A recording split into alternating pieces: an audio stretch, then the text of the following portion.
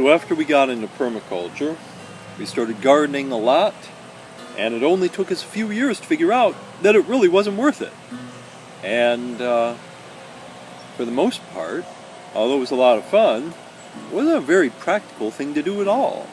By the time we dug the soil, prepped the soil, done all our maintenance work, weeding and watering, by the end of the season, we were paying like $30 a tomato. Just not practical. And meanwhile, we had gotten really serious about foraging. One day, we were going to one of our favorite foraging spots, a sort of natural food forest that had just sort of sprung up in between a bike trail and a churchyard. And the church maintained one side of it by mowing, and it was their athletic fields, and the other side was maintained by the blacktop of the bike trail. And then on the other side of that, there was a river. So there was a lot of space for light infiltration into the system, which kept it quite productive, and that's an important thing to remember. But we were going to this place, and we'd go there all throughout the season. We'd go for black raspberries, we'd go for blackberries, we'd go for elderberries.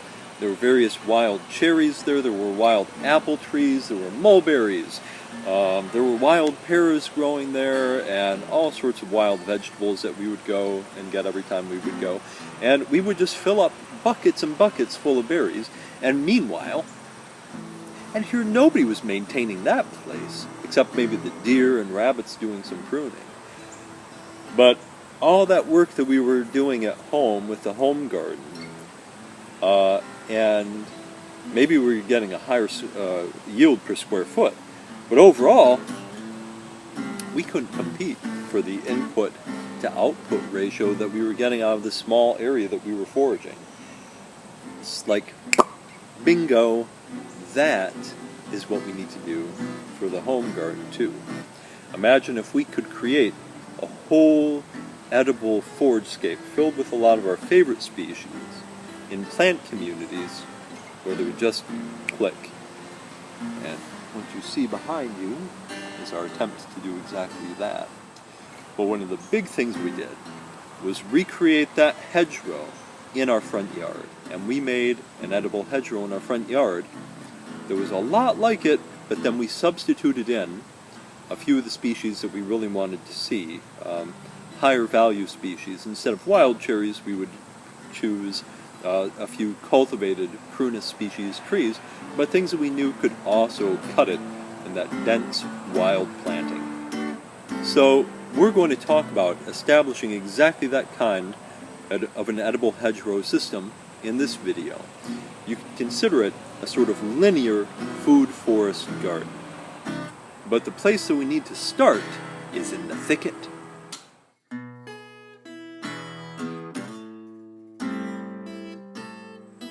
If you want to establish a forest garden system with little human intervention, this is the teacher. Nature is the master at converting degraded human monocultures into diverse productive ecologies.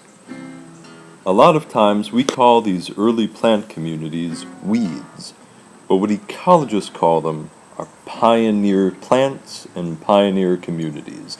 The first plants that move in and start to repair and reclaim degraded soils.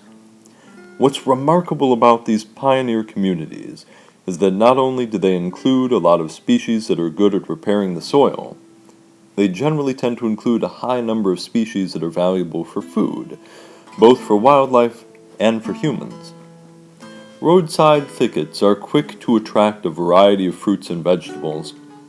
Forests destroyed by wildfires and clear-cutting are quickly filled with mushrooms, edible roots, blueberries, black raspberries. This is no coincidence, since these pioneer systems have an evolved understanding built right into them that attracting a diverse array of animal and insect species to come back home is the fastest way to repair a degraded landscape. That makes them great places to learn foraging. And if we can get past our knee-jerk reaction of considering these species weeds, then it also makes them great models for agroforest and forest garden systems. I've supplied the ingredients list in the online materials for this course, the plants that you need that make up these kinds of communities, but it's still worth it to go out and observe and see how nature herself does the cooking. In those materials, you'll find a wild ecology analysis exercise to help you analyze wild, naturally occurring ecologies. The point of this is to help you analyze wild ecologies on sites similar to the one you're trying to develop.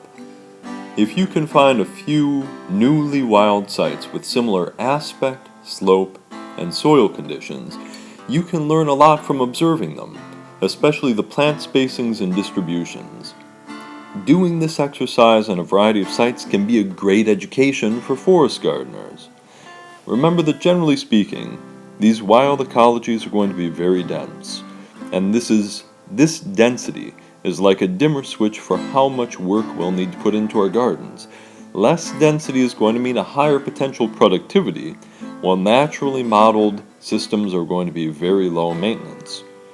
In my opinion, the ideal flexible system we're looking for can be quickly adapted between the two, ramped up for greater productivity, or filled in quickly to reduce our maintenance.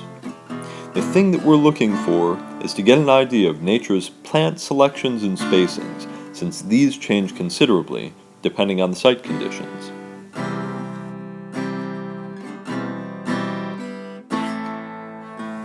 After you've analyzed a similar site to your own to get an idea of the densities and spacings, use our list of recommended plants to design your hedgerow, or use our model, which won't be designed to your site, but it is a model that is adaptable to a wide variety of sites found throughout the northern eastern woodland region. Once you've got your plan ready, you can either prepare the whole area at once by tilling or sheet mulching, or, as an optional approach, you can start by digging holes for your woody perennials, then adding perennial vegetables and support plants by spot mulching in other layers as you have time and materials available.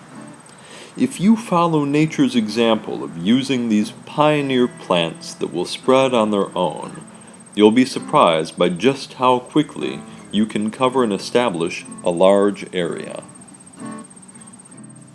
On our site, we use this second approach to plant out all of our woody perennials at once over the course of a few hours, and then gilded each of those with a few support species to help them get established. Over time, we've been able to add in a wide variety of vegetables to improve the quality of the hedgerow as we went. We've included a detailed description of how we established our forest garden, as well as the plants and spacings that we use, as sort of a model that you can use to begin your own projects. And remember that in the end, nature is the best teacher and the best guide for establishing your project. If weeds show up, consider them great volunteers in helping you establish your system. If they're not going to be a true maintenance problem in your garden, try to consider what benefits they'll be bringing to your garden instead of what problems they'll be creating. And remember to garden with a light touch, getting out of the way of Mother Nature to let her step in and do a lot of the work for you.